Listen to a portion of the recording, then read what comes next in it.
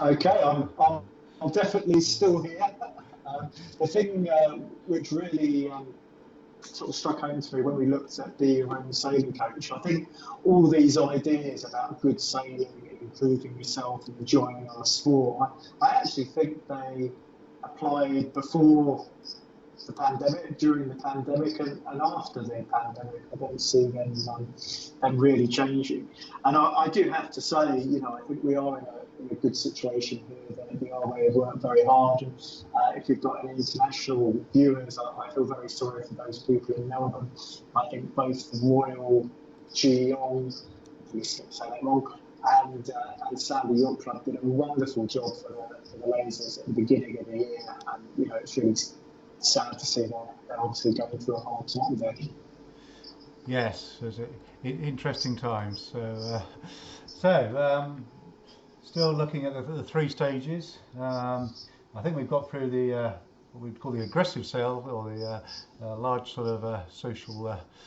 Um, I hope so. I mean, there's still the potential for sort of local lockdowns in particular areas, and things can sort of go forward and back.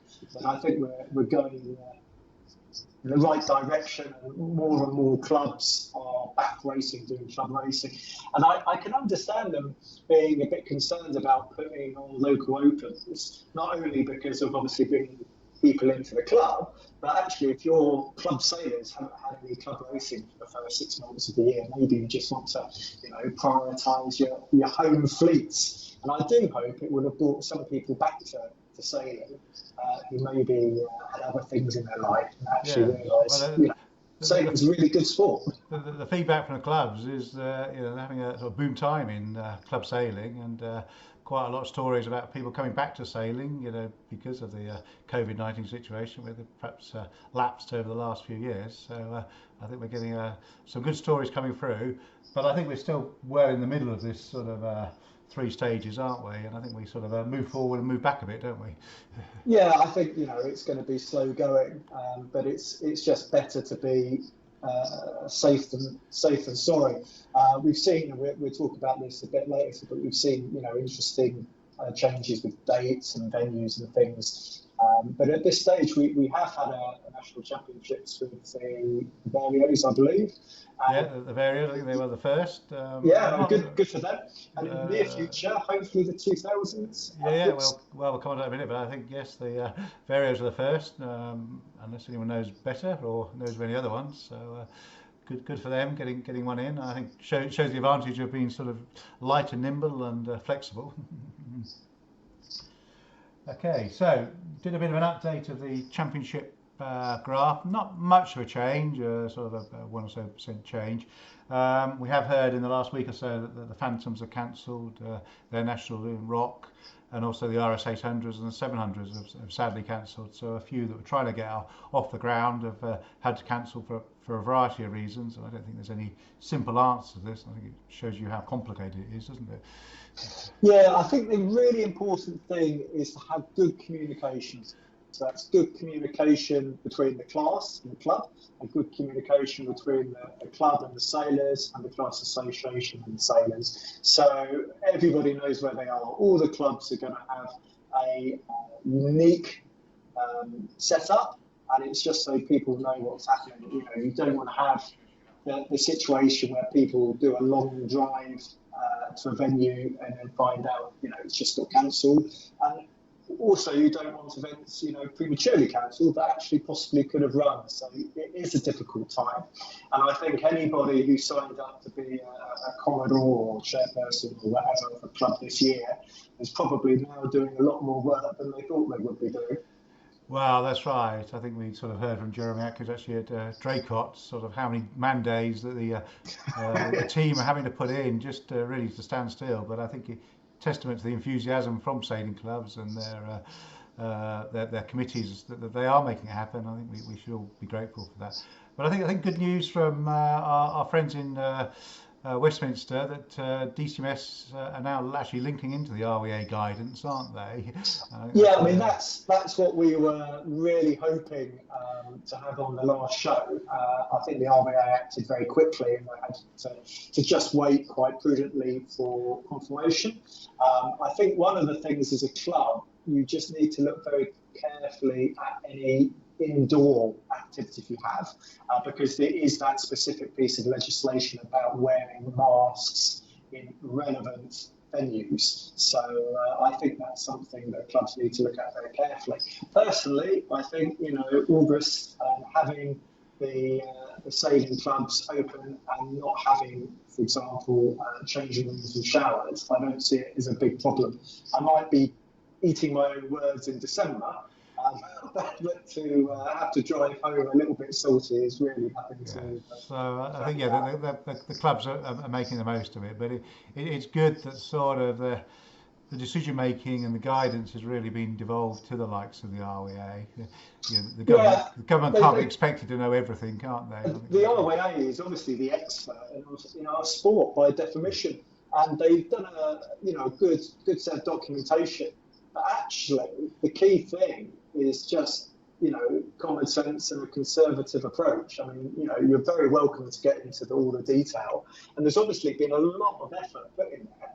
But actually, at the end of the day, it is quite common sense. And one of the things I was thinking about, close indoor environments and people wearing masks, for whatever reason, we've probably had decades and decades of movies where the bad guy often has his mouth covered with a mask. I don't know whether that's some sort of subconscious thing that people don't want to be. Once we're on the water, you've got a saltwater environment. You've got a lot of ventilation, and if you're lucky, you've got a lot of UV.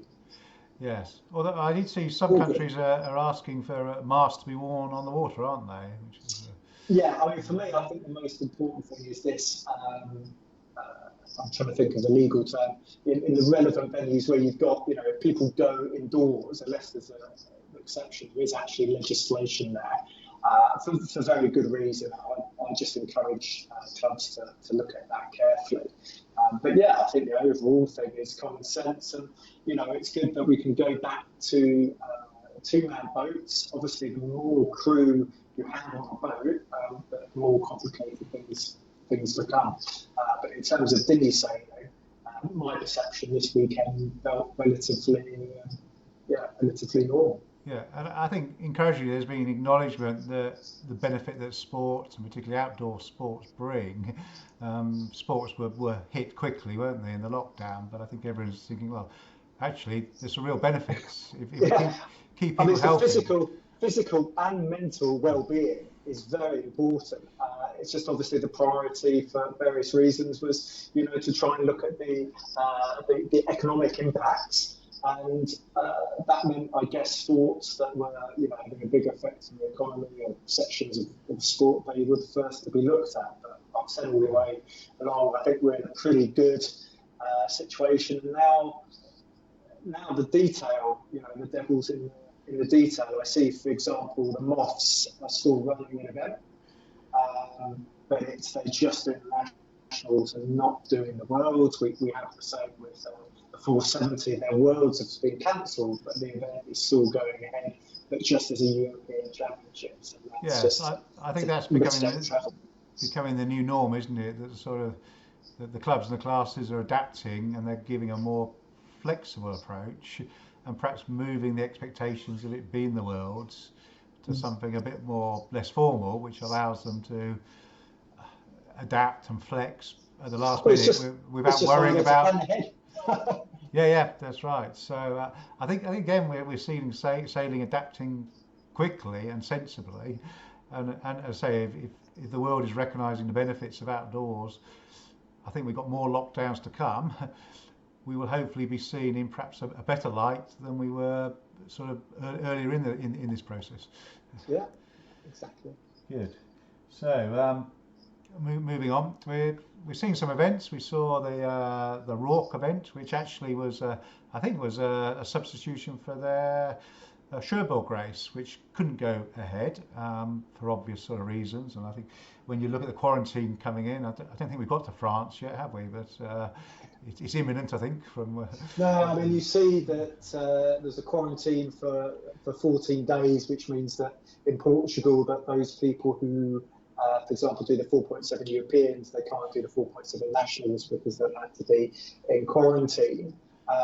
Quite recently, Spain joined that list, and then I saw even more recently Belgium. So when you Well, look that's right, and it brings some interesting dynamics. There was actually a story in Facebook, which was sort of shared today, about a yacht that sailed from Sydney to Hobart, oh, and the poor crew had to quarantine for 14 days. Ridiculously, they had to come off the yacht, sit in a hotel before they could go back. Not really clever thinking, but obviously following the guidelines, and I think and they never would have done it if they knew that was going to be the outcome. I'm well, sure. that's right, and I think that's obviously at the back of the mind with organisations like Rourke and Jog, where they historically have gone cross-channel, perhaps had a nice overnighter, and then they don't want everyone stuck there, so they're adapting. So they're doing more local events. The bottom picture is West Kirby again, that they've been very active up there. Seeing massive numbers, I think 50, 60 boats out there, which ordinarily wouldn't. So we're seeing some positives come through, and I think it's those.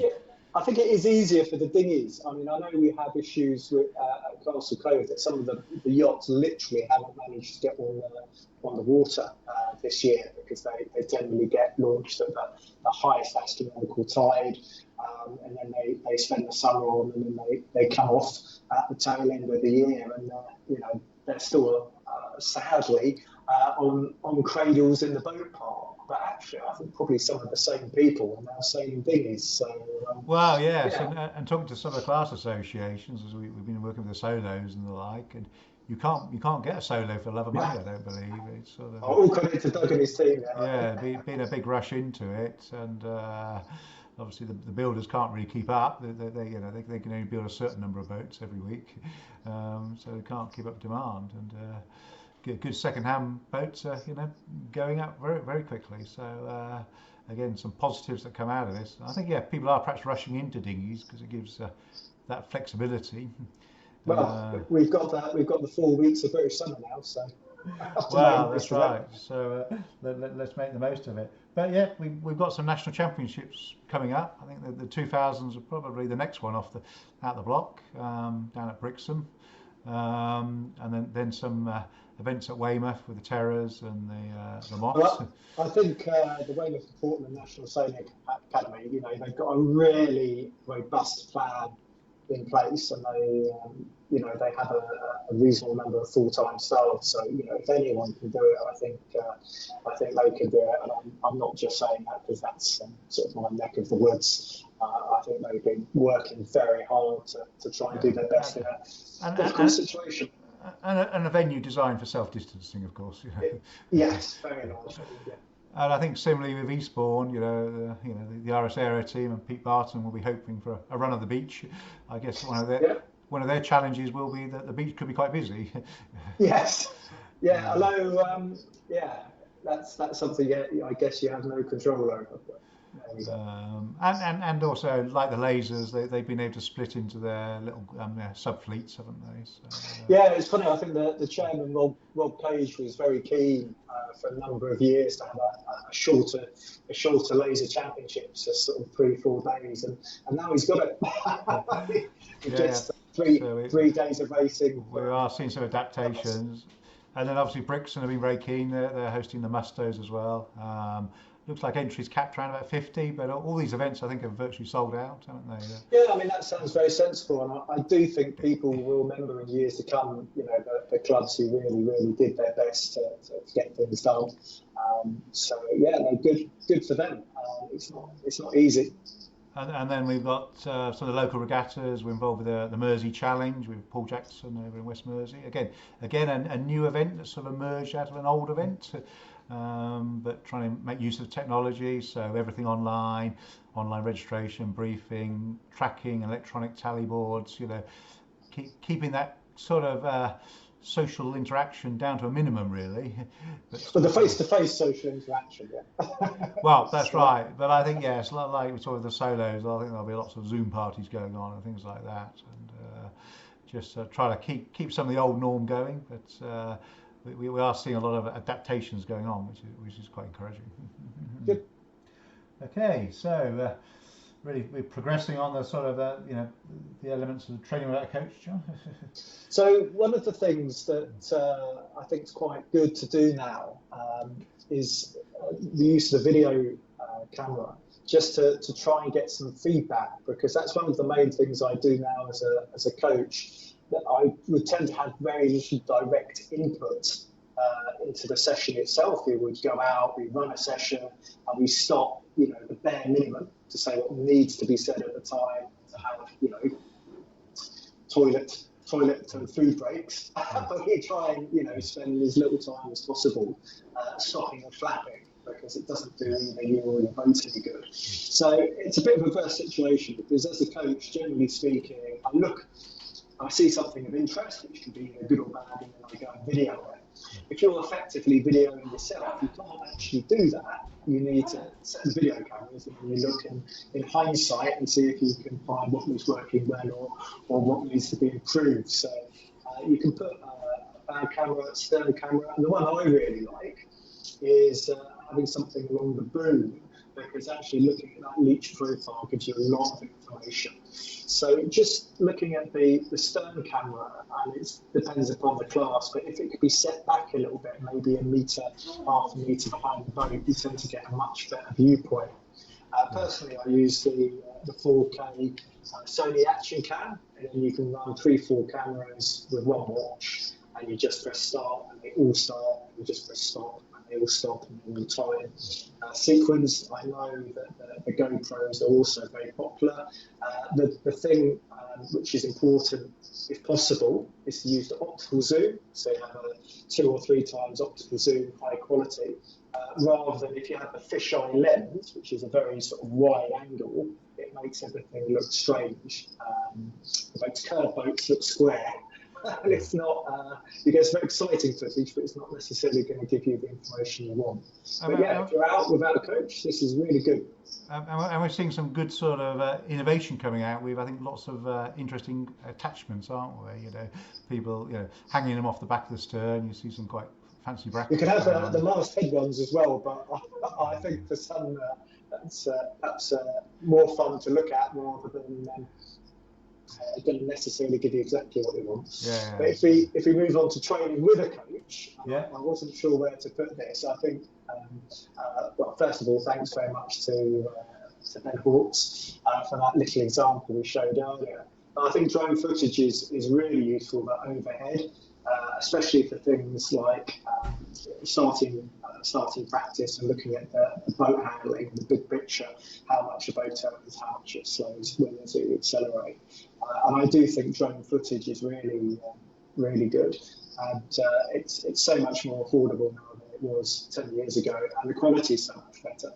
And the good thing with this is hopefully you can review the footage and then replicate it.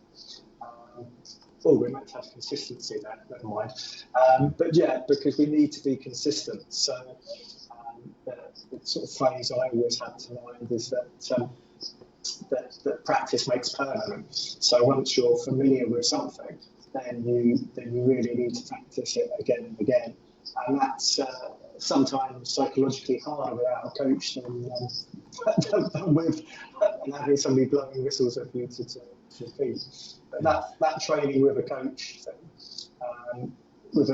whatever the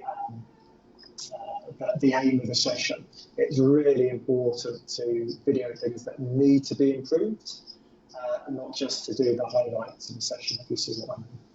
Yeah. So. This is hopefully going to be taking more and more of our time. I've mentioned a few changes of dates and venues. So one of the things we have with the Masters Europeans, they've actually managed to, for example, keep the dates, and they've moved the venue to a very close venue. Whereas with the Laser Nationals, they actually had to move the dates quite a lot. I think that's hopefully worked out well because they had a good lead time to get everything prepared. I've just put that mask legislation down there as a second point for the indoor environments because it's something I had a lot of questions over after the last show. So just to show that that's a really important thing to be thinking about. And maybe it's just going to be part of the new normal. And then the big thing which has happened, or after the clarification, is we're now more and more sailing in double-handers. And rather than just repeating everything, I'd say that the RAA's put some very, very comprehensive advice out there, which is really worth checking out. And I have pinned that to the group, to the Restart Sailing group. And I think probably the thing that I forgot to say at the beginning is please do like and share this to get this out to as many people as possible. And the comments are always welcome. I do keep on looking just to see if there's any questions which we can answer live, because I think that's really important to answer people's questions. And I do realise that not everybody is going to be on Facebook. Some people may have turned Facebook off during the COVID-19 crisis because it was a bit overwhelming. Unfortunately, it seems a bit of a negative place sometimes. So we do have these in replay on the Giant Sailing YouTube channel. I try and put them up as soon as possible. So anyone who you think should see the shows but you know is not on Facebook, please do point them in that general direction. Yeah, definitely. So. The big one. Yeah, so it's all working towards event at the end of the month, really sort of hoovering up sort of lots of other events going around. So clubs are sort of expressing interest. So hope to get sort of a notice of race during the sort of next week or so. But please come to us via the Restart Sailing website if you're interested in getting involved. Yeah, I think there was some lessons learned with the commentary, with the solos, and the general thing. And I think it'll be really good to chat to some of the sailors as they're racing all over the country. And let's hope for a slightly better forecast than we had, or rather, a slightly better wind. It's not the actual forecast which matters; it's what you get on the day. Let's hope for better conditions on the day. Always makes it more challenging. Yeah. So finally, into. Oops, losing John here. I do apologise. I told my webcam that it needed to be very well behaved for this 20 to 30 minutes. So we did the tech check and it was perfectly well behaved, and now it seems to be flicking around. But hopefully the audio is clear. My crazy hair probably doesn't really add or subtract anything from the overall content. Yeah. So hopefully, we'll see people in 2 weeks time. Yeah, and I think hopefully by then it's sort of a few more events under the belt. The 2000s will have their nationals by then, so that'll be double the number of nationals that have happened. And then, and the laser nationals should be just around the corner, and probably the aeros. Probably we'll have some clarification about the laser Europeans in Greece. I'm expecting to have some news about that in the next week or two. And any other classes, that have some news, please do tell us, and we'll try and get it. We'll try and get it out there. Yeah, well, I think it's going to be a flexible stance, really for the next few months, isn't it? At least. Yeah, and the time for club racing. As I said, I think probably 3 or 4 shows ago, every cloud has a silver lining, and this should be a golden era. I think this is the opportunity for sailing to sort of really showcase it as what a great sport it is. Right, well, we will see everyone in a couple of weeks' time, and safe sailing. Okay, thank you.